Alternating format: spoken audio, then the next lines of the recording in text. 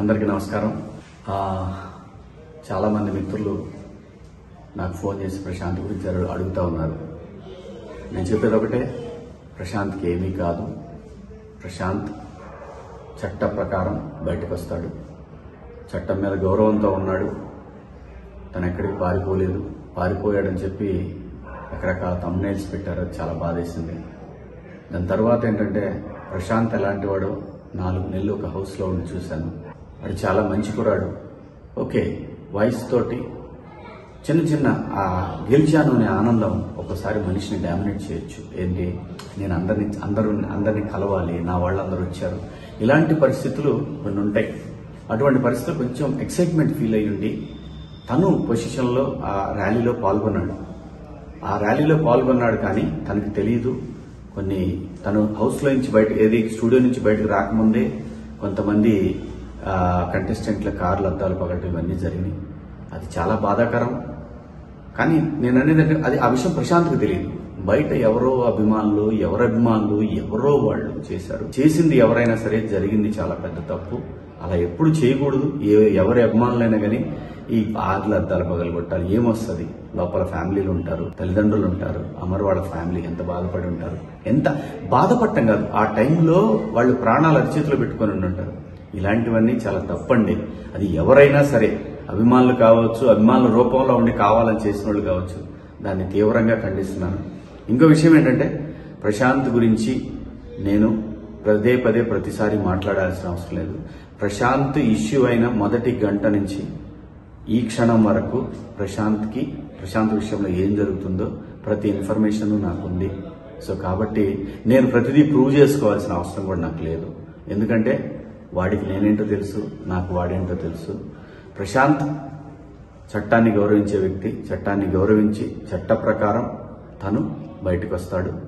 అది రేపు ఖచ్చితంగా ప్రశాంత్ బయటకు వస్తాడని ఎక్స్పెక్ట్ చేస్తున్నా.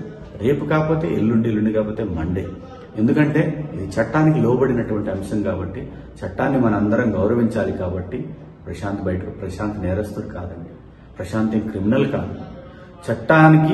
చట్టాన్ని అతిక్రమించారనే ఒక నెపం మోయబడ్డ వ్యక్తి. అది అతిక్రమించాడో లేదో గౌరవ జడ్జి గారు నిర్ణయిస్తారు.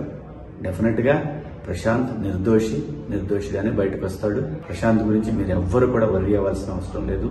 వాళ్ళ నాన్నగారు, వాళ్ళ బావగారు, వాళ్ళ కుటుంబ సభ్యులు కంటిన్యూస్ గా నాతో టచ్ లో ఉన్నారు. అంతా కూడా కంట్రోల్లోనే ఉంది.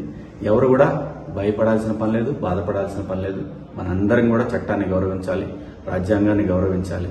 సో కాబట్టి బయటకు వచ్చి ప్రెస్ ముందుకు వచ్చి ఇంకొకటి కూడా, ఆ థంబ్నెయిల్స్ అన్ని చాలా బాధాకరంగా ఉన్నాయి. దేని గురించి థంబ్నెయిల్స్? ఎందుకు అలా పెట్టుకోవాలి?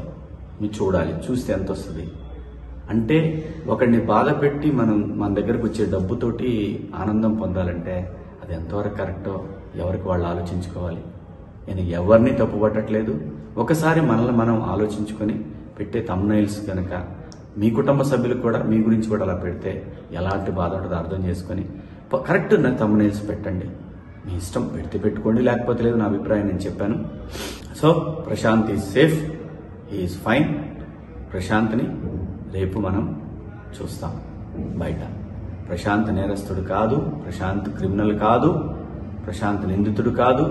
ప్రశాంత్ ఇప్పుడు ఒక బాధితుడు. ఇదైతే ధైర్యంగా చెప్పగలను. కాకపోతే ప్రశాంత్ కోసం జరిగిన ర్యాలీలో జరిగినటువంటి అపశృతుల వల్ల ప్రశాంత్ ఇబ్బంది పడుతున్నాడు. ఇది భవిష్యత్తులో కూడా ఎలాంటి పునరావృతం కాకుండా ప్రతి వాళ్ళు, అభిమానులైనటువంటి వాళ్ళు ఆలోచిస్తారని ఆశిస్తూ, సో ఈ 3 రోజుల నుంచి కూడా నేను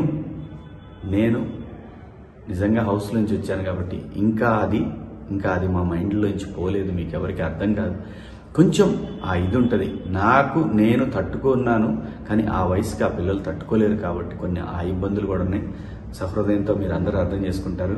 నిన్ననే యావర్ని కలిశాను. మొన్న నైట్ యావర్ని కలిశాను. కలిసింది ప్రతిదీ చూపించుకోవాల్సిన అవసరం లేదండి. చూపించాల్సిన అవసరం లేదు. ప్రతిదీ మనం ఇప్పుడు హౌస్లో ఒక గేమ్ కోసం వెళ్ళాం, అక్కడ స్నేహితులు అయ్యాం. ప్రతి విషయంలోనే ఇన్వాల్వ్ అవుతారని ఆశించడం కూడా అది కరెక్ట్ కాదు. కానీ ఒక మనిషికి ఇబ్బంది అయినప్పుడు వాడు నా మిత్రుడైనా కాకపోయినా సరే కాజ్ జెన్యున్గా ఉంటే నేను శివాజీ అక్కడ ఉంటాడు. సో దాని గురించి అందరూ ప్రశాంతంగా ఉండండి. Prashant is safe, Yavar fine. ఎందుకంటే వాళ్ళిద్దరూ నాకు బిడ్డలు లాంటి వాళ్ళు. ఖచ్చితంగా మా స్నేహం కలకాలం ఉంటుందని నేను ఎక్స్పెక్ట్ చేస్తున్నాను. సో మీ అందరికి కూడా బిగ్ బాస్ హౌస్లో మీరందరూ కూడా మమ్మల్ని ఎంతో ఎంకరేజ్ చేసి ఈ పొజిషన్కి తీసుకొచ్చిన మీ అందరికి కూడా పేరు పేరున ధన్యవాదాలు తెలుపుకుంటూ, మీడియా మిత్రులకు కూడా కొంచెం సంయమనం పాటించండి. కొంచెం యూట్యూబర్స్ అందరికి కూడా నా విజ్ఞప్తి ఏంటంటే సోషల్ మీడియాలో కొంచెం సంయమనం పాటించండి. దీనివల్ల ఏమీ రాదు. సరైన కంటెంట్, సరైన కథ ఉంటే చిన్న సినిమా అయిన పెద్దగా ఆడుద్ది. మీరు సరైన కంటెంట్ ఇస్తే ఖచ్చితంగా చూస్తారు. థంబ్నెయిల్ ఒకటి ఉండి వీడియో కంటెంట్ ఇంకోటి ఉంటే చూస్తారు, క్లిక్ వస్తుంది. కానీ అది రన్ అవ్వకపోతే మీకు కూడా ఏం ఉపయోగం ఉండదు. ప్లీజ్ దయచేసి కొంచెం సంయమనం పాటించండి. మీ ఇంట్లో వాళ్ళు కూడా ఇలాగే ఇబ్బంది పడతారు కదా. సో దయచేసి అందరం బాగుండాలి, అందులో మనం కూడా ఉండాలి అని అనుకుంటే అందరం బాగుంటాం. మీడియా మిత్రులందరికీ కూడా